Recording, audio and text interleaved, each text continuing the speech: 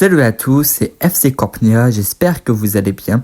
On se retrouve pour une nouvelle vidéo. On va faire l'avant-match du match entre le FC Barcelone qui va affronter Espanyol de Barcelone pour le derby barcelonais, où le match se déroule au Montjuïc à domicile au FC Barcelone. Ça fait du bien de retrouver le Montjuïc et de rejouer à domicile parce qu'on joue très rarement à domicile depuis le début de saison. On va un peu parler d'Espanyol Barcelone, etc.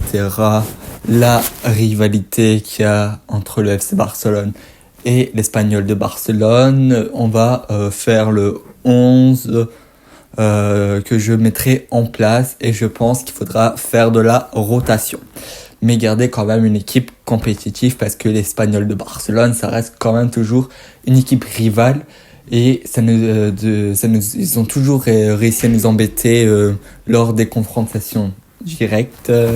Ça a toujours été compliqué face à l'Espanyol Barcelone. Bon, l'Espanyol Barcelone est le rival catalan et est une équipe qui, voilà, ça joue le bas du tableau. Ça n'a jamais été incroyable, mais face au Barça, comme c'est un derby, ils se donnent à fond. Ils ont toujours mis en difficulté, entre guillemets, le FC Barcelone. C'est une équipe quand même qui arrive à se débrouiller face au FC Barcelone. Ils se réveillent face au FC Barcelone. Voilà, après c'est le derby, c'est normal. Si tu perds le derby, c'est un peu, entre guillemets, de la honte. C'est un derby qu'on retrouve quasiment chaque année.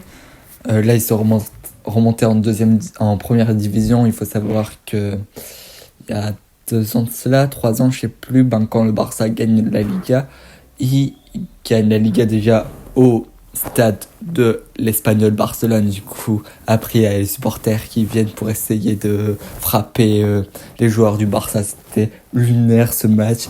Et en plus, ils avaient pris une raclée monumentale face au FC Barcelone. Je crois 4-1 ou 4-2, mais je sais plus. Mais ils avaient très peu existé dans ce match. Tu vois ton quasiment pire ennemi te prendre la Liga devant tes yeux et toi être relégué, c'était n'importe quoi. Mais voilà, généralement ils arrivent à se maintenir. Voilà. Qu'est-ce que j'ai pu constater aussi, c'est que face au gros, ils ont beaucoup de mal. Voilà, ils se prennent quelques scores par-ci, par-là. C'est pas fameux cette saison. J'ai pas vu le classement, je peux pas vous dire ils sont combienième, j'ai pas vérifié. Mais à mon avis, ils sont entre la 17e place et la 15e place. Peut-être ils sont au-dessus, j'en sais rien, j'ai pas vérifié. De mémoire, je pourrais pas vous dire. Mais ça reste quand même un club que face au Barça, comme c'est le derby, ils vont tout donner. Généralement, le Barça a gagné ses derbys. Mais voilà, c'est pas une équipe à sous-estimer, même si elle est en bas du tableau. Concernant le Barça, tout va très bien. 4-1 contre le Bayern. Ils ont tabassé le Real de Madrid 4-0. Voilà, le Barça est plus que favori. Il est en forme totale. Le Barça est sûr de ses forces. Il faudra pas non plus les sous-estimer pour tomber trop bas. Parce que voilà, t'as 6 points d'avance sur le Real, t'es tranquille pour l'instant. Le Real, ils vont affronter Valence, je pense qu'ils vont gagner, ils vont revenir à 3 points. Mais voilà, à toi de gérer, voilà. T'as fait, on va dire, le plus dur, entre guillemets. Voilà. Le Barça a un effectif avec les retours de blessures et tout très abordable. Mais je pense que quand même, il faut faire de la rotation pour les autres matchs. Attention, ça reste un match important, mais il faut faire un peu de rotation. Je ne dis pas de faire une rotation à la Osasuna où tout se passe mal avec des Gérard Martin, Sergi Dominguez, des Ferran Torres. Non, j'en veux pas. Mais une rotation logique et rester sur une équipe compétitive. C'est ça que je veux. Alors voilà, je vais commencer par mon 11 type. Dans les cages, Inaki Peña. J'aurais pu mettre Chesney, mais je mets Inaki Peña parce que déjà, pour récompenser son très bon match face au Real de Madrid. De plus, on va voir si le match contre le Real était juste une performance sur une saison et qu'après il va chuter, ou s'il peut confirmer 2, 3, 4 gros bons matchs, voilà, ou des matchs corrects. c'est ce que je veux voir. Alors évidemment, l'Espagnol de Barcelone, leurs attaquants sont pas pareils que le Real, ça va être beaucoup plus faible. Mais voilà, ça reste un derby, ça reste un match très important.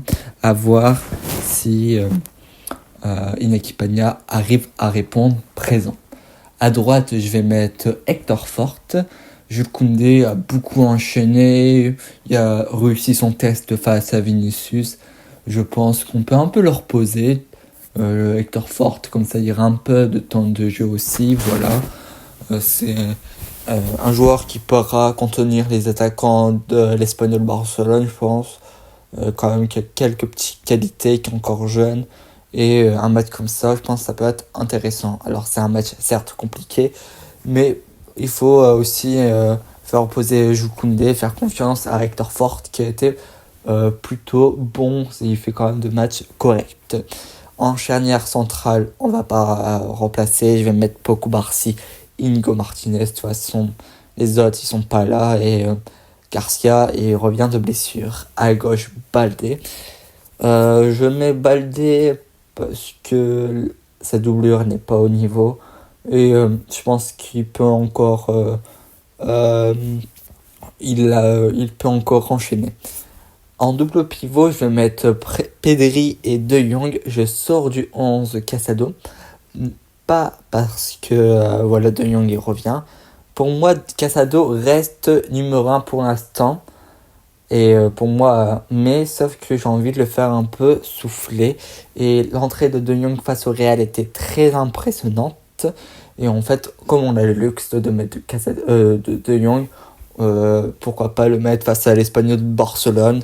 Voilà, j'ai 100% confiance à Casado, mais j'ai envie de le faire reposer.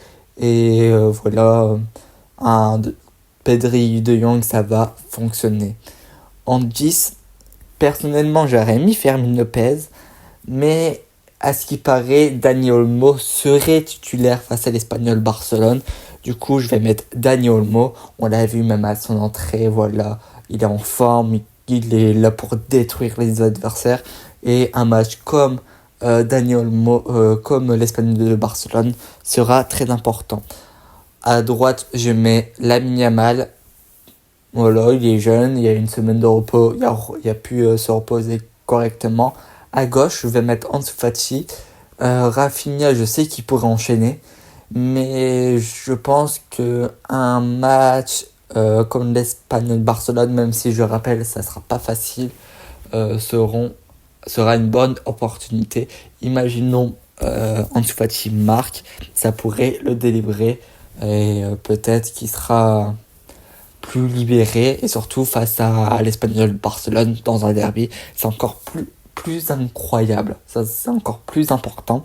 Et voilà, et on pointe Lewandowski, quoi dire, il est en forme. Je veux pas mettre Pau Victor pour la raison, c'est que il nous faut quand même un buteur. Voilà, c'est un match compliqué, il nous faut quand même j'ai plus confiance à Lewandowski, voilà. Et je pense qu'avec ce 11, le Barça peut bien dérouler et mettre un petit score à l'Espagnol Barcelone. On verra bien ce qui se passe durant la rencontre, voilà. Le 11 pour moi est équilibré, tu fais un peu reposer des joueurs importants, cadres, c'est quand même un 11 très bon. Et je trouve que quand tu mets un 11 comme ça, c'est quand même très intéressant. Voilà, je trouve que c'est vraiment très bien. On verra bien ce qui se passe. J'espère que le Barça va gagner. Évidemment, le Barça est clairement favori, ça, il n'y a pas de doute. Mais voilà, on peut jamais savoir à l'avance ce qui va se passer. Merci d'avoir suivi cette avant-match. On se retrouvera pour le débrief du match des deux équipes. Et voilà. Et j'espère que le Barça va encore gagner et prouver que voilà, la Liga, plus on va avancer, plus ça pourra être en faveur du Barça. Merci d'avoir suivi cet avant-match.